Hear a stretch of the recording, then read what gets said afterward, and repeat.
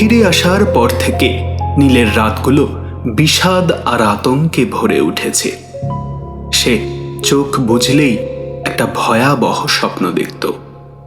কুলধরার সেই ভাঙা মন্দিরের অন্ধকার গর্ভগৃহে শাবনিক শিকল দিয়ে বাঁধা পড়ে আছে।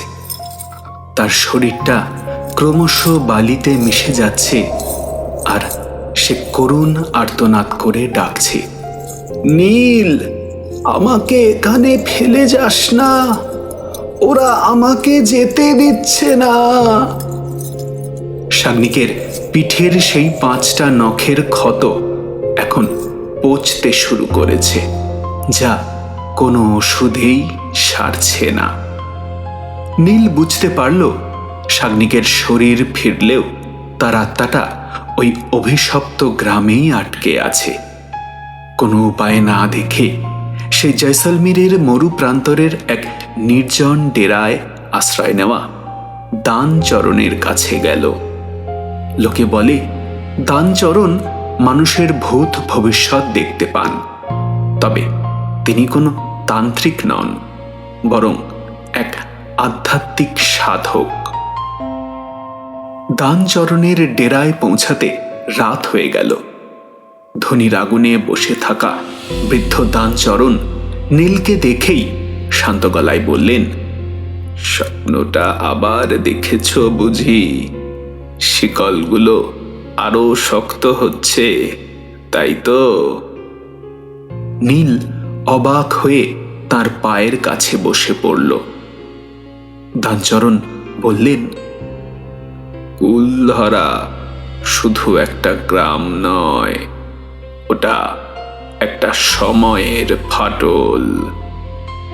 তোমার বন্ধু ওই ফাটলে আটকে গেছে, তোমাকে আবার যেতে হবে, তবে এবার একা নয়। অমাবস্যার রাতে নীল আর দানচরণ জিপ নিয়ে রওনা হলেন সেই পরিত্যক্ত গ্রামের দিকে। গাড়ির পেছনের সিটে অচৈতন্য শাবনিক। গ্রামে ঢোকার মুখে বাতাসটা যেন পাথর হয়ে গেল। নিস্তব্ধতা এতটাই গভীর যে নিজের হৃদস্পন্দন নিজের কানে বাজছে। মন্দিরের সামনে পৌঁছাতেই এক বিভৎস কাণ্ড ঘটল। শাবনিক হঠাৎ অদ্ভুত শক্তিতে জিপের দরজা ভেঙে বেরিয়ে দৌড় দিল সেই মন্দিরের দিকে। তার গলার আওয়াজ তখন মানুষের নয়, যেন কোনো জানোয়ারের গর্জন। দানচরণ শান্তভাবে তার হাতের লাঠিটা বালিতে ঠুকে বললেন, এগো নীল, ভয় পেও না, আজ রক্তের ঋণ মিটিয়ে দিতে হবে। মন্দিরের ভেতরে যখন নীল ঢুকল, দেখল তার স্বপ্নের দৃশ্যটা সত্যি হয়ে দাঁড়িয়েছে। শাবনিক মন্দিরের মাঝখানে একটা অদৃশ্য শিকলে বাঁধা অবস্থায় ছটফট করছে। চারপাশের দেওয়াল থেকে অসংখ্য ছায়া বেরিয়ে আসছে।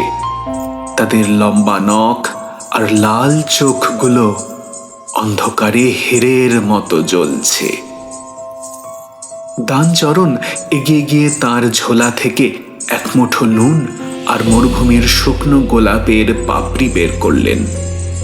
তিনি কোনো মন্ত্র পড়লেন না, শুধু পরম মমতায় শাবনিকের মাথায় হাত রাখলেন।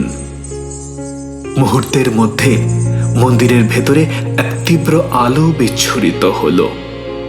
সেই আলোর ছটায় অশরীরী ছায়াগুলো আর্তনাদ করে বালির ভেতরে মিলিয়ে যেতে লাগলো।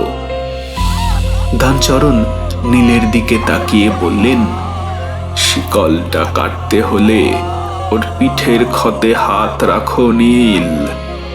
বন্ধুর প্রতি তোমার ভালোবাসা আর সাহসী হবে ওর মুক্তির চাবিকাঠি। নীল থরথর করে কাঁপতে কাঁপতে শাগনিকের সেই পচা ক্ষতে হাত রাখল। এক তীব্র বৈদ্যুতিক শক যেন তার শরীরের ভেতর দিয়ে বয়ে গেল। হঠাৎ এক বিকট শব্দে মন্দিরের মেঝেটা ফেটে গেল আর শিকল ছেঁড়ার আওয়াজ পাওয়া গেল। শাগনিক একটা দীর্ঘশ্বাস ফেলে নীলের কাঁধে ঢলে পড়ল। পিঠের সেই নখের দাগগুলো অলৌকিকভাবে মিলিয়ে গিয়ে সেখানে সাদা চামড়া ফুটে উঠল। নীল শাগনিককে জিপে শুইয়ে দিয়ে পীর সাহেবের কাছে কৃতজ্ঞতা জানাতে হন্তদন্ত হয়ে মন্দিরের পেছনে গেল। কিন্তু সেখানে ধুধু বালি আর কয়েকটা ঝোপ ছাড়া কেউ নেই। দানচরণ যেন কর্পূরের মতো বাতাসে মিলিয়ে গেছেন। হতভম্ব নীল যখন জিপের দিকে ফিরছে তখন তার পা আটকে গেল মন্দিরের প্রবেশপথের পাশে পড়ে থাকা একখণ্ড প্রাচীন পাথরের ফলকের সামনে। বালির আস্তরণ সরিয়ে টর্চের আলো ফেলতেই নীলের শির দ্বারা দিয়ে একটা ঠান্ডা স্রোত বয়ে গেল। ক্ষয়ে যাওয়া পাথরের ওপর রাজস্থানী হরফে খোদাই করা আছে একজনের নাম, দানচরণ। নিচে ছোট্ট করে লেখা 1825 সালে গ্রামের সম্মান রক্ষা করতে গিয়ে এই বীর পুরুষ এখানেই শেষ নিঃশ্বাস ত্যাগ করেছিলেন। নীলের মাথাটা ঝিমঝিম করে উঠল। দানচরণ নামটা একবারও মুখে বলেননি, কিন্তু তার ডেরায় যাওয়ার সময় গ্রামবাসী একজনের মুখ থেকেই সে এই নামটা শুনেছিল। নীল বুঝল শাগনিককে বাঁচাতে জয়সলমীরের কোনো তান্ত্রিক নয়, স্বয়ং কুলধরার সেই আদি রক্ষক আত্মা নেমে এসেছিলেন।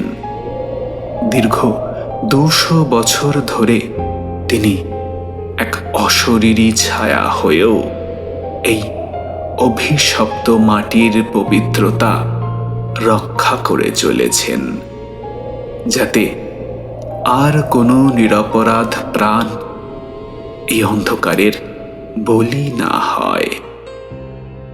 নীল জিপটা স্টার্ট দিল। আয়নায় শেষবারের মতো মন্দিরের দিকে তাকাতেই দেখল ভোরের আবছা আলোয় ধুলোর ঝড়ের মতো একটা অবয়ব শান্তভাবে দাঁড়িয়ে আছে। নীল জানত আজ থেকে শাগনিক শুধু মুক্তই নয়, তার সঙ্গে রইল এক অলৌকিক আশীর্বাদ।